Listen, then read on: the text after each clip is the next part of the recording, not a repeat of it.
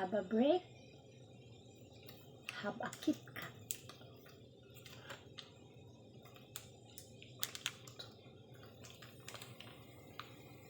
This is for you.